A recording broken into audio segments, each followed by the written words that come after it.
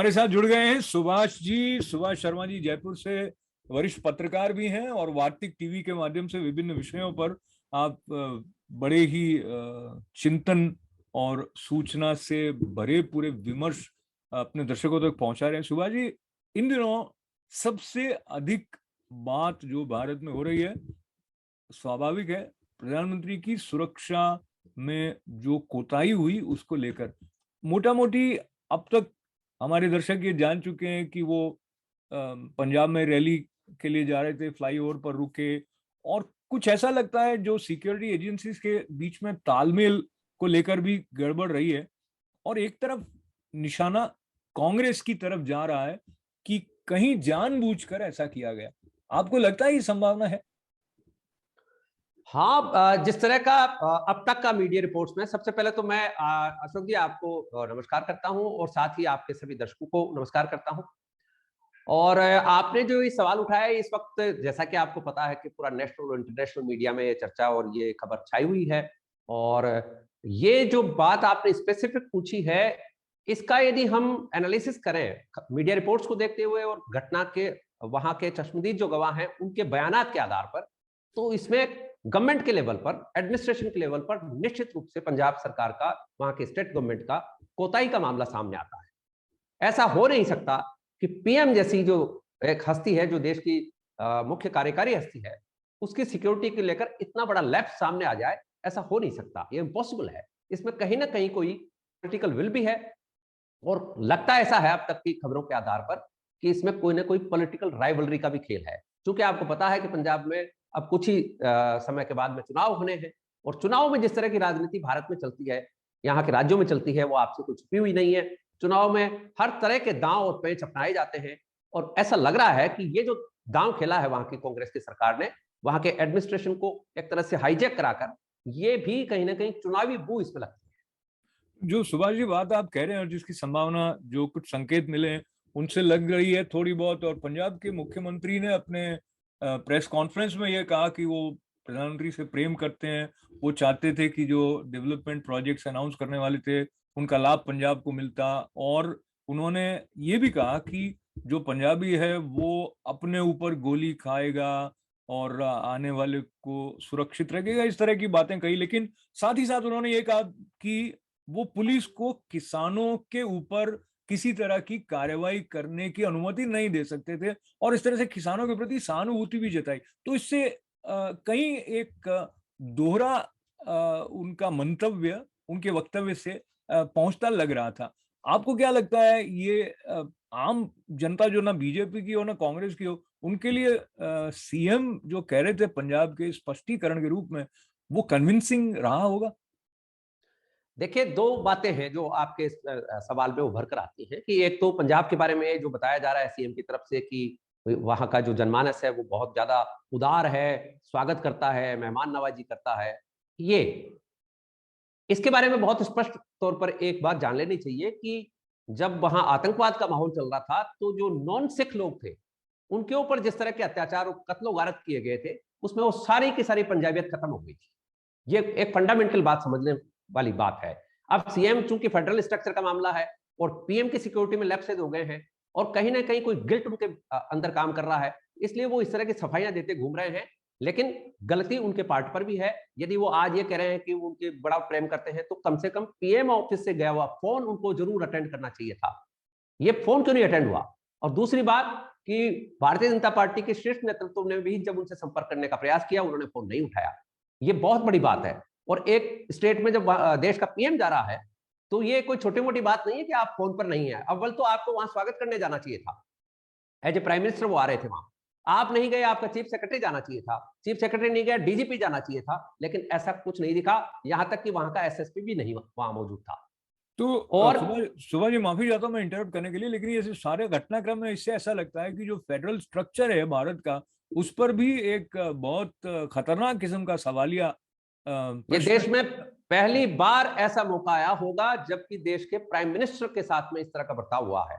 आजादी के 75 साल में ऐसा कभी नहीं हो सका कि पीएम को इस तरह की रिस्क जोन में जाना पड़ गया, वो भी इंटरनेशनल बॉर्डर के इतने नजदीक। और ये फिर बहुत बड़ी उसमें बात है। ये राष्ट्र के ऊपर भी एक अस्मिता की भी बात है। आपने सही बात पूछी है कि ये फेडरल स्ट्रक्चर फिर कहाँ रह जाएगा। और उसके ठीक बाद में कांग्रेस के एक नेता का इस तरह का ट्वीट की, हाउ इज द जोश पंजाब, ऐसा कह के प्राइम मिनिस्टर को उनका इंगित करना, एक तरह से उपहास करना जैसा हुआ, जो कि उपहास और हो सकता है कनाइवेंस भी हो। जी। तो अब आगे की तरफ चलते हैं। होम मिनिस्टर ने कुछ ट्वीट्स किए, ट्वीट्स के माध्यम से ऑफकोर्स इन्वेस्टिगेशन की बात की और सवाल भी पूछे जाएंगे। हालांकि पंजाब के मुख्यमंत्री ने अपने प्रेस कॉन्फ्रेंस में, सुभाष जी आपको याद होगा, ये भी कहा कि किसी की तरफ से कोई कमी नहीं हुई और कोई इन्वेस्टिगेशन नहीं होगा, ऐसा वो अपनी प्रेस कॉन्फ्रेंस में पहले ही कह चुके हैं। जबकि होम मिनिस्टर जो कह रहे हैं कि इन्वेस्टिगेट करो, वो और भी काफी कड़ी भाषा का प्रयोग जो भारत के गृह मंत्री हैं अमित शाह, उनकी तरफ से किया गया ट्वीट्स में। पर आगे क्या होगा, जैसे हमने पूर्व में देखा है पश्चिम बंगाल में चुनाव के बाद के जो हालात रहे थे, तो काफी लंबा समय लगा, कार्यवाहियां इत्यादि होती रही, लेकिन ये मामले ठंडे पड़ जाते हैं। सचमुच कुछ ठोस कदम इसका क्या हो सकता है? जैसे कुछ लोग ऐसा कयास लगा रहे हैं कि पंजाब में राष्ट्रपति शासन लागू कर देना चाहिए। आपको क्या लगता है मोटा मोटी क्या हो सकता है? राष्ट्रपति शासन की जिस तरह आप कह रहे हैं वैसे रूमर्स हैं और इस तरह की संभावनाएं और जताई जा रही हैं। और जिस तरह का एक केस है, ये केस तो फिट केस बनता है, इसमें तो कोई शक नहीं। लेकिन चूंकि चुनाव सन्निकट है और भारतीय जनता पार्टी की जो लीडरशिप है वो मैच्योर्ड लीडरशिप है, वो ऐसा कोई कदम नहीं उठाएगी जिससे कि भविष्य में उनके ऊपर कोई आक्षेप आए। लेकिन निश्चित रूप से जिस तरह से आज सोनिया गांधी ने, कांग्रेस की जो सुप्रीमो है, उन्होंने जिस तरह का बयान दिया है, उससे अब ये रुझान जरूर सामने आ रहा है कि पंजाब में इमीडिएटली कोई ना कोई एक्शन होगा और इसमें कोई ना कोई स्केप गोट तलाशी जा रही है कि वो डीजीपी पे तलवार गिरेगी या चीफ सेक्रेटरी के ऊपर गिरेगी या वहां के लोकल जो एसएसपी हैं या वहां के जो डिविजनल कमिश्नर हैं उनके ऊपर गाज गिरेगी। लेकिन गाज गिरना तय हो गया है, इसमें कोई अब शक नहीं बचा है। एक बात मैं जरूर यहाँ बताना चाहूंगा आपके दर्शकों की जानकारी के लिए, ये थोड़ा सा पर्सपेक्टिव इसलिए जरूरी है कि चूंकि पंजाब में चुनाव होना है और इस वक्त वहां पर जो प्रमुख डिमांड चल रही है वो ये चल रही है कि कांग्रेस की ये जो सरकार थी कैप्टन अमरिंदर सिंह की, इसमें गुरु ग्रंथ साहिब के और गुरुओं के प्रति कुछ इस तरह के मामले थे जो बेइज्जती के से मामले माने जाते हैं, उनको लेकर वहां बड़ा जो रोष है। और इसको लेकर ही ये तख्ता पलट भी हुआ है, जिसमें नवजोत सिंह सिद्धू जो हैं वो अब कट्टर जो सिखवाद है उसकी पैरोकारी कर रहे हैं और उसमें वो खालिस्तान के समर्थक उन लोगों को दरकिनार नहीं कर सकते हैं। इसकी वजह है कि ये जो तथाकथित किसान नेता जिनको बताया जा रहा है, आप सोचिए जरा कि जब एग्रीकल्चर बिल रिपील हो चुके हैं तो फिर ये आंदोलन किस बात का था? तो ये आंदोलन इस बात का ही है कि चुनाव में जो सिख वोट है उसकी चिंता का ये सारा का सारा मामला लग रहा है। अब इसमें जैसे आपने कहा कि आंदोलन किस बात का था, तो यहाँ जो धरना देने के लिए आए थे उनका ये कहना था कि जो एक मंत्री हैं केंद्र सरकार में, उनके पुत्र द्वारा जो किसानों के ऊपर गाड़ी चलाने की कार्यवाही। अशोक जी, आप भी जानते हैं, आपके दर्शक भी जानते हैं कि बेटे की सजा बाप को नहीं मिल सकती है। ये किसी भी दुनिया का कानून नहीं है। बेटा यदि किसी आदमी के मान लीजिए 5 बेटे हैं और 2 उसमें मर्डरर हैं, तो वो बाप तो बेचारा काम ही नहीं कर पाएगा कभी। ये किस कौन सी आपका ये तर्क बिल्कुल वाजिब लगता है। अब इसको लेते हुए मैं हमारी बातचीत जो कि अभी कंक्लूसिव हो नहीं सकती है, लेकिन प्रधानमंत्री नरेंद्र मोदी ने चलते चलते जो कहा कि अपने मुख्यमंत्री को धन्यवाद देना कि मैं यहाँ से जिंदा लौट गया, ये जो वाक्य है इसको लेकर बहुत लोग व्यथित हैं, चिंतित भी हैं, क्योंकि प्रधानमंत्री नरेंद्र मोदी कोई बात आसानी से इस तरह के रंग की कहते नहीं है और इसका दूरगामी प्रभाव भारत में एक चिंताजनक वातावरण को जन्म देता दिखाई दे रहा है। इसको कैसे सरकार संभालेगी और समन्वय बना रहेगा, ये भी एक चुनौती नए ढंग से सामने उठकर आई है। इसमें देखिए, प्रधानमंत्री ने जिस मैच्योरिटी का परिचय दिया है और कम शब्दों में अपनी पीड़ा और अपना क्षोभ बता दिया है और जो देश का राजनीतिक माहौल है उसकी तरफ पूरा इशारा उन्होंने कर दिया है, लेकिन वो चूंकि बहुत ही मैच्योर्ड पॉलिटिशियन है और बड़े स्टेट्समैन हैं, इसलिए वो बात तो नहीं कह सकते ना जो कि हम जनता आपस में सोशल मीडिया पर जो चर्चाएं हैं वो नहीं कह सकते। उनकी एक स्टेटस भी है, एक स्ट्रक्चर भी है। लेकिन ये जो हुआ है कुछ भी, इसमें टोटली गेम चेंजर वाली स्थिति आ गई है। अब कांग्रेस एकदम आप देखिए एकदम सवालिया निशानों में आ गई है और कहीं कोई कांग्रेस के प्रति कोई संवेदना, कोई सहानुभूति रह नहीं गई है और इसका फायदा भारतीय जनता पार्टी को भी मिलेगा। और चुनाव की मैं बात कर रहा हूं सिर्फ, और आज की जो आज आपने मौजूदा उसमें पूछी है, देश के इस घटना के बाद में चिंताजनक हालात हैं और निश्चित रूप से पूरे देश विदेशों में चर्चा है कि भारत के प्रधानमंत्री की सुरक्षा इस तरह की तो नहीं होनी चाहिए। तो ये बात जरूर है कि इसको लेकर देशवासी बहुत व्यथित हैं और ये घटना कोई छोटी मोटी घटना नहीं है, ये एक तरह का राष्ट्र के ऊपर हमला भी है। एक तरफ जहां मोदी जी के लिए बहुत प्रेम भारत में और भारत से बाहर भी है, दूसरी तरफ राकेश टिकैत जैसे कुछ नेताओं का ये कहना कि ये स्टंट है, और कांग्रेस ने भी प्रारंभ में कहा कि उनकी रैली में लोग कम हो गए थे इसलिए उन्होंने ये बहाना बनाया कि रैली में नहीं जाना पड़े। इस तरह का जो वातावरण ऐसे वक्तव्यों से बनता है वो तो चुनाव के ये पहले। ये चुनाव के पहले के राजनीतिक बयान है, आप भी अच्छी तरह से जानते हैं, आपके व्यूअर्स भी अच्छी तरह से जानते हैं। और जहां तक बात टिकैत साहब की है, तो टिकैत साहब अब चूंकि किसान आंदोलन में जो मिलना था वो मिल चुका है, किसान आंदोलन फ्लॉप हो गया है, रिपील हो चुके हैं एग्रीकल्चर बिल। अब वो भी अपना कोई ना कोई पॉलिटिकल जमीन तलाशने के चक्कर में है। और रही बात ये पॉलिटिकल रैली की भीड़ की और मोदी को सुनने आने वाले लोगों की, तो आप सबको पता है कि गुजरात में जिस तरह से उन्होंने लगातार चुनावों में जीत दर्ज की है, प्रधानमंत्री के तौर पर 14 से लगाकर आज तक उनकी रिलीज देख लीजिए, उनका जनाधार देखिए, उनका जनता में जो प्रेम है वो देखिए, और चुनाव में जो उनकी एक तरह का ग्लैमर काम करता है वो मोदी जी के साथ है, इसलिए ये तो बेमानी सी बात है। जी इसको अशोक। लेकर जो संभावनाएं हैं वो बहुत ही खतरनाक संभावना है, क्योंकि जैसे आपने कहा सीमावर्ती क्षेत्र है, और इस जगह पर उनका 20 मिनट तक इस तरह से एक प्रकार से विवश होकर अटक जाना नागवार सभी को गुजरा है। चलते चलते आगे कोई ऐसी बात जो आपको लगता है कि केंद्र सरकार की तरफ से और अधिक जिसका संज्ञान लिया जाना चाहिए, ऐसी कोई घटना, क्योंकि कुछ राज्य ऐसे हैं जहां इस तरह की घटनाएं हो सकती हैं। और आपको याद होगा कि पहले पश्चिम बंगाल के चुनाव में गृह मंत्री भी अपने रैली को ठीक से संबोधित नहीं कर पाए थे, इस तरह के हालात वहां पर बन गए थे। तो क्या केंद्र सरकार, चाहे सरकार ये हो या कोई हो, ऐसी राज्यों और केंद्र या किसी भी राजनीतिक दल के बीच में प्रजातांत्रिक प्रवाह को बाधित न करे, ऐसी स्थिति फिर ना आए, क्या कर सकते हैं? देखिए, इसमें बेसिक बात यह है कि बीजेपी भारत की विपक्षी पार्टी रही है और ज्यादातर समय इस पार्टी का विपक्ष में गुजरा है। इसलिए आज भी बीजेपी जो है वो आंदोलन के मोड पे रहती है, न कि रूलिंग मोड पर।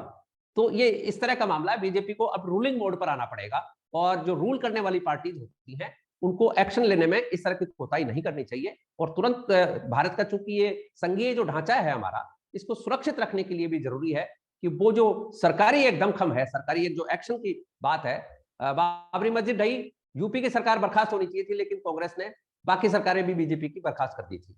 वो इसलिए कि कहीं कोई विरोध और कोई इस तरह की बात न उठे, कोई आंदोलन उस तरह का ना हो जाए जिससे कि देश की शांति व्यवस्था खतरे में पड़े। इसी तरह का ये भी मामला है, इसमें बीजेपी को अब आंदोलनरत पार्टी के मोड से निकलकर रूलिंग पार्टी की तरफ रुख अख्तियार करना चाहिए। जी अशोक, और बहुत बहुत आभार। ये बहुत महत्वपूर्ण बात आपने कही है। मुझे क्षमा करें, अब अंतिम बात आपकी इस बात से निकल कर आती है कि ऐसे जो सोशल मीडिया में वीडियोस दिखाई दे रहे हैं जिसमें कोई प्रधानमंत्री के ऊपर हमला करने की बात खुलेआम कर रहे हैं, और भी ऐसी बातें हैं जो कि आपत्तिजनक कानूनी तौर पर होनी चाहिए, ऐसे लोगों को आइडेंटिफाई करके कोई कार्रवाई सरकार करती दिखाई दे नहीं रही है। तो मुझे लगता है उस तरफ वो जी। वो बिल्कुल आपने राइटली पॉइंट आउट किया है और उसके ऊपर एक्शंस होंगे भी। हालांकि ये जो फ्रिंज एलिमेंट्स हैं इनके बारे में ज्यादा कोई परवाह नहीं करनी चाहिए। और ये जो घटना जहां हुई है वहां पर भी कोई आतंकी टाइप का कोई साजिश का मामला नहीं था। यदि ऐसा होता तो कोई ना कोई छोटी मोटी चीज जरूर होती। ये लेफ्ट किया गया है, चला के सरकारी स्तर पर किया गया है। ये कोई अंतर्राष्ट्रीय साजिश का अभी कुछ सामने नहीं आ रहा है। हाँ, वहां पर जिस तरह की घटनाएं पिछले दिनों हुई हैं, बम ब्लास्ट हुए हैं, वो जरूर चिंता पैदा करते हैं।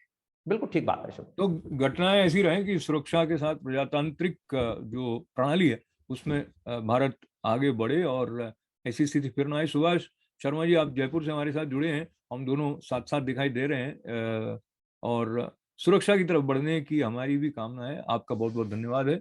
नमस्कार।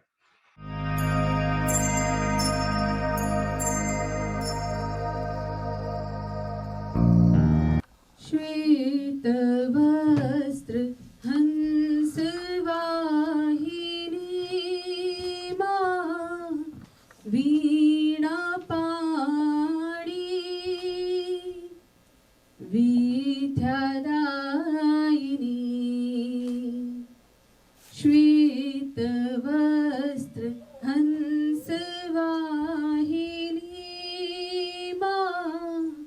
वीणापाणी विद्यादायिनी कानन बीच मूरत तोरी मैं चढ़ाऊं कुसुम कली कानन बीच मूरत तोरी मैं चढ़ाऊं कुसुम कली है नहीं धन धान्य जननी है ये भक्ति अंजलि अंजलि श्वेत वस्त्र हंस वाहिनी मां वीणा पाणी विद्यादायिनी सिंधु स्वरों की ओ जननी दे मुझे मृदुवाणी निरे गरे ग गम पध प पध नि धनि निरे गरे सा सिंधु स्वरों की ओ जननी दे मुझे मृदुवाणी कवि रवि आओ विद्या जननी मैं उठाऊं लेखनी लेखनी श्वेत वस्त्र हंस वाहिनी मां वीणा पाणी विद्यादायिनी। ये हम लोगों के जीवन में बहुत बार होता है, हम सभी चाहते हैं भी शांति रहनी चाहिए और आशा जी के उपस्थिति से भी शांति बनी रहती है। तो कुरुक्षेत्र में जिस प्रसंग की तरफ हम तीसरे सर्ग में बढ़ रहे हैं, तो युधिष्ठिर ये चाहते हैं कि शांति रहे। तो युधिष्ठिर को ये समझिए कि संबंधित है उनके उस भाव को मैं प्रयास कर रहा हूँ इस कविता के साथ जुड़ने का, और अगर कहीं आप भी जुड़ पाए तो मेरा बहुत सौभाग्य हो जाएगा, आशीर्वाद दिनकर जी का लेते हुए। समर निध्य है धर्मराज पर कहो शांति वो क्या है, जो अनिधि पर स्थित होकर भी बनी हुई सरला है। सुख समृद्धि के विपुल कोश संचित कर कल बल छल से, किसी क्षुधित के ग्रास छीन धन लूट किसी निर्बल से। सब समेट प्रहरी बिटला कर कहती कुछ मत बोलो, शांति सुधा बह रही न इसमें गरल क्रांति का घोलो। हिलो डुलो मत हृदय रक्त अपना मुझको पीने दो, अचल रहे साम्राज्य शांति का जियो और जीने दो। सच है सत्ता सिमट सिमट जिनके हाथों में आई, शांति भक्त वे साधु पुरुष क्यों चाहे कभी लड़ाई। सुख का सम्यक रूप विभाजन जहां नीति से नय से, संभव नहीं अशांति दबी हो जहां खड्ग के भय से। जहां पालते हो अनीति पद्धति को सत्ताधारी, जहां सूत्रधर हो समाज के अन्यायी अविचारी। नीति युक्त प्रस्ताव संधि के जहां न आदर पाए, जहां सत्य कहने वालों के शीश उतारे जाए। जहां खड्ग बल एकमात्र आधार बने शासन का, दबे क्रोध से भभक रहा हो हृदय जहां जन जन का। सहते सहते अनय जहां मर रहा मनुज का मन हो, समझ का पुरुष अपने को धिक्कार रहा जन जन हो। अहंकार के साथ घृणा का जहां द्वंद्व हो जारी, ऊपर शांति तलातल में हो छिटक रही चिंगारी। आगामी विस्फोट काल के मुख पर दमक रहा हो, इंगित में अंगार विवश भावों में चमक रहा हो। पढ़कर भी संकेत सजग हों, किंतु न सत्ताधारी दुर्मति और अनल में दें आहुतियां बारी बारी। कभी नए शोषण से, कभी उपेक्षा, कभी दमन से, अपमानों से, कभी कभी शरवेदत व्यंग्य वचन से। दबे हुए आवेग वहां यदि उबल किसी दिन फूटे, संयम छोड़ काल बन मानव अन्यायी पर टूटे। कहो कौन दायी होगा उस दारुण जगत दहन का, अहंकार या घृणा, कौन दोषी होगा उस रण का। कुछ पंक्तियां आगे ले जाकर कुरुक्षेत्र के तीसरे सर्ग की तरफ आपके साथ चल रहा हूं। न्यायोचित अधिकार मांगने से न मिले तो लड़के, तेजस्वी छीनते समर को, जीत या कि खुद मर के। किसने कहा पाप है समुचित सत्य प्राप्ति हित लड़ना, उठा न्याय के खड्ग समर में अभय मारना मरना। क्षमा दया तब तेज मनोबल की दे व्रथा दुहाई, धर्मराज व्यंजित करते तुम मानव की कदर आई।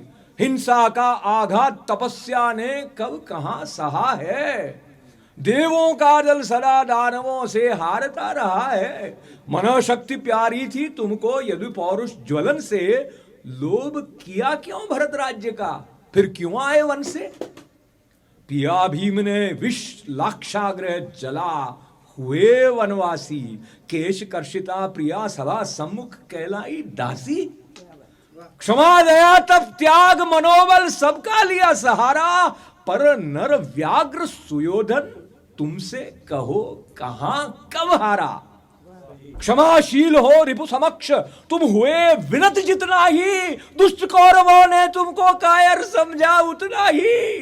अत्याचार सहन करने का कुफल यही होता है, पौरुष का आतंक मनुज कोमल होकर खोता है। अरे क्षमा शोभती उस भुजंग को जिसके पास गरल हो, उसका क्या जो दंतहीन विष रहित विनीत सरल हो। 3 दिवस तक पंथ मांगते रघुपति सिंधु किनारे, बैठे पढ़ते रहे छंद अनुनय के प्यारे प्यारे। उत्तर में जब एक नाद भी उठा नहीं सागर से, उठी अधीर धधक पौरुष की आग राम के शर से। सिंधु देह दर त्राही त्राही करता आ गिरा शरण में। चरण पूज दासता ग्रहण की, बंधा मूढ़ बंधन में। सच पूछो तो शर्म ही बसती है दीप्ति विनय की। संधि वचन संपूज्य उसी का जिसमें शक्ति विजय की। सहनशीलता क्षमा दया को तभी पूजता जग है, बल का दर्प चमकता उसके पीछे जब जगमग है। जहां नहीं सामर्थ्य शोध की क्षमा वहां निष्फल है। गरल घूंट पी जाने का मिस है, वाणी का छल है। फलक क्षमा का ओढ़ छिपाते जो अपनी कायरता। वे क्या जाने ज्वलित प्राण नर की पौरुष निर्भरता। वे क्या जाने नर में वो क्या असहनशील अनल है। जो लगते ही स्पर्श हृदय से सिर तक उठता बल है। जो लगते ही स्पर्श हृदय से सिर तक उठता बल है। बहुत बहुत धन्यवाद।